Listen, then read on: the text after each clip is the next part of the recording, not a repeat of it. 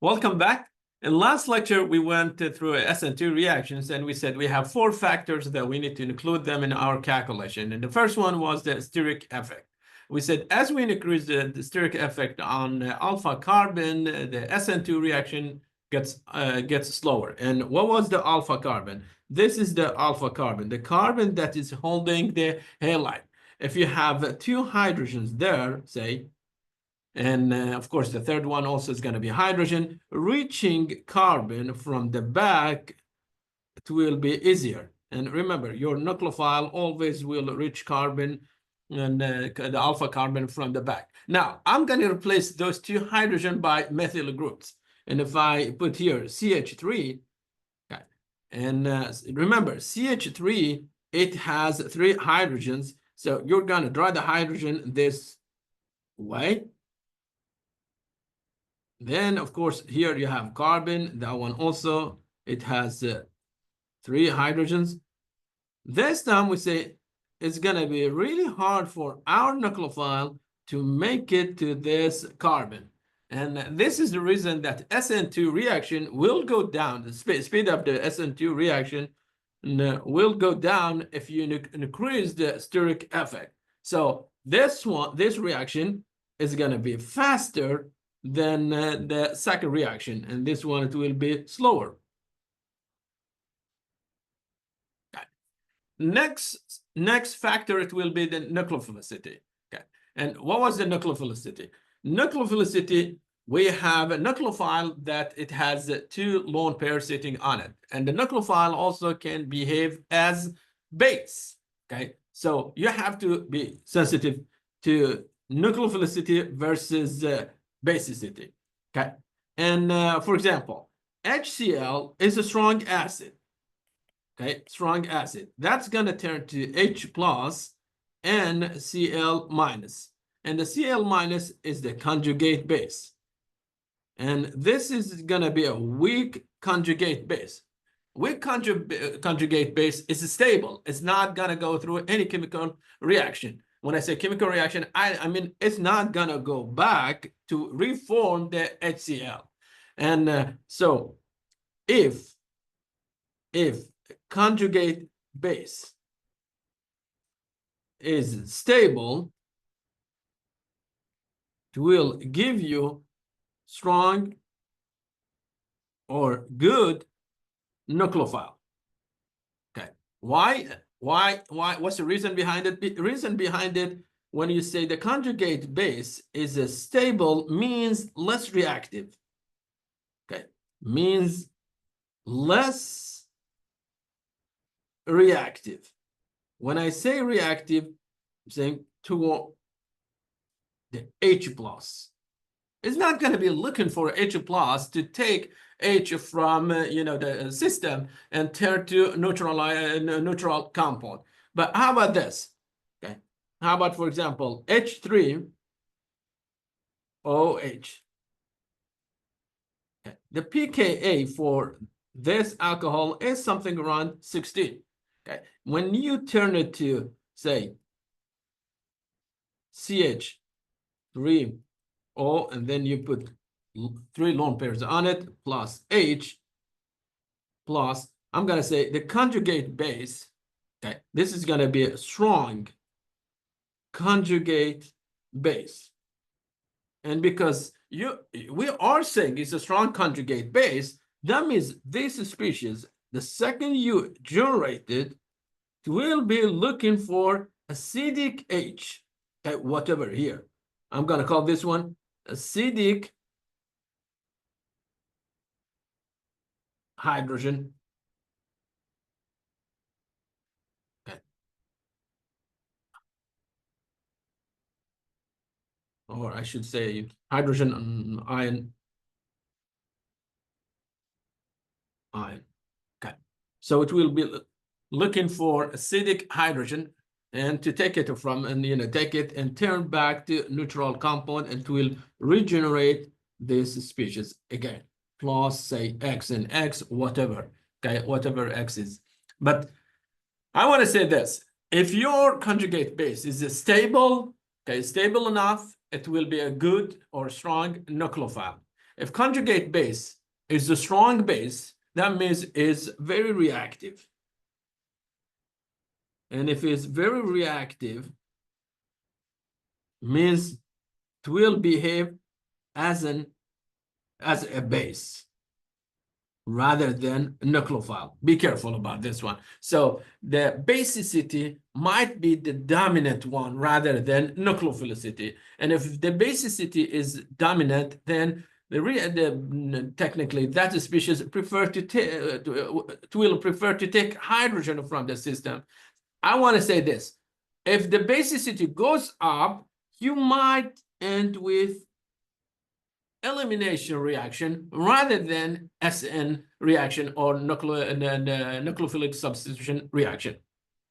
Okay, so here I have a bunch of nucleophile, and they say like the strong nucleophile, and they are the one with negative charge. So if you have a negative charge on an atom, that means you're dealing with a strong nucleophile. Okay, strong nucleophile, and if you look to them, those elements are elements that they have higher electronegativity, or the hybridization also is high. And for example, for this carbon, the hybridization is sp. Okay, and so we have electronegative element, and there is a negative charge on it. Okay, and if there is no negative charge, but still you have lone pair, I'm going to say it can behave as a nucleophile, but it's not going to be strong. Why? Because it's already neutral. It's happy with the formal charge. It doesn't want to give up that hydrogen to turn to species with a negative charge. And between, for example, say CH3 attached to oxygen versus CH3 attached to sulfur, if you want to make your choices, see which one is a better nucleophile, I said the better nucleophile is the one that gives you more stable conjugate base. In this case, I have sulfur and oxygen with -1 charge. So both of them, they have negative charges. Both of them are going to be a strong nucleophile. But which one is a stronger nucleophile? Nucleophile is supposed to be patient enough to find the halide and kick it out of the system. Okay. When I say patient enough, should be less reactive toward technically the H+. It should not behave as in a base. And in these two cases, and I know size of sulfur is bigger than oxygen. So sulfur is more capable of handling negative charge than oxygen because it's bigger. Okay, because it's bigger.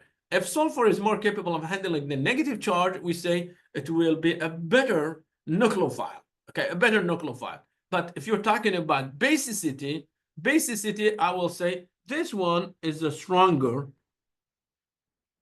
base than CH3S. Okay, so if you're talking about nucleophilicity, the sulfur is better nucleophile than oxygen. But if you're talking about basicity, oxygen, it will be a better one. And look here, sulfur HS is better than HO, and RS is better than RO. Okay, and that's the proof for it. And here we have HO is going after carbon, and what's going to happen? Carbon is going to turn. Technically, carbon is going to give you this transition state. You will have hydrogen there, and iodide is trying to leave the system, is trying to take the 2 electrons, while oxygen is trying to share the lone pair with carbon. Oxygen, it has 2 lone pair. So we are giving electron to carbon, and iodide is taking those 2 electrons. And that's going to be structure of the transition state. And you put this sign on the top of the 2 brackets. You want to say that that's not stable, or that's technically the structure of the transition state. And the entire of this process is going to happen in one step, and the next step, and then at the end you will get this. You will get the carbon with 3 hydrogen that attach to oxygen, and it will be okay. Methanol plus you get iodide as well. That's one of the product. Okay, some alcohol plus iodide. The second one, the first one, the reaction is going to be fast. Okay, so I'm going to say this reaction, it will be really fast because I have a strong nucleophile. And the second one, it will be a slow reaction. How do I know this one is going to be a slow reaction? Because water does not have negative charge. It's, in fact, is neutral. And reaction is going to start with this. So first step, the transition state is going to have this structure, hydrogen. Then we get hydrogen here. Here we have hydrogen. Okay, water is going to share lone pair with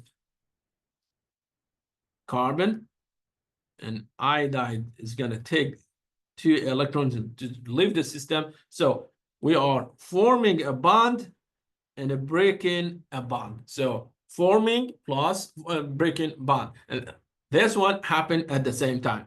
And again, the charge in this case here, charge is going to be 0. Okay, the charge of the transition state is 0. Why? Because I'm adding a neutral compound.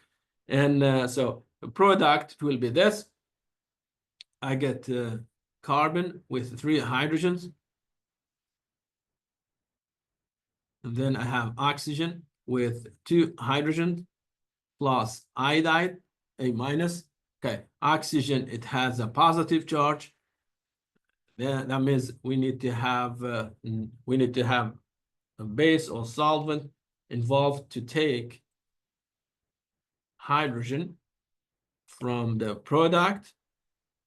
So if I treat it with water, okay, if I treat this one with water, and then water is going to technically go after one of the acidic hydrogen. So let's say this one is our solvent. Okay, water is going to go after that hydrogen. Okay, this hydrogen, okay, forgive me. Those lone pairs, well, they will take hydrogen, and at the end we get this one as a final product, CH3. Got O plus, again, we got the hydronium back. And so first product will be the alcohol. This is going to be our product.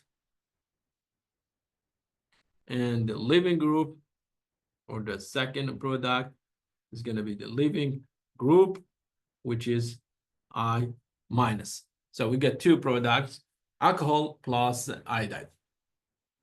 Okay. Now, if you want to track, say, the pKa, you will see that as we increase the pKa,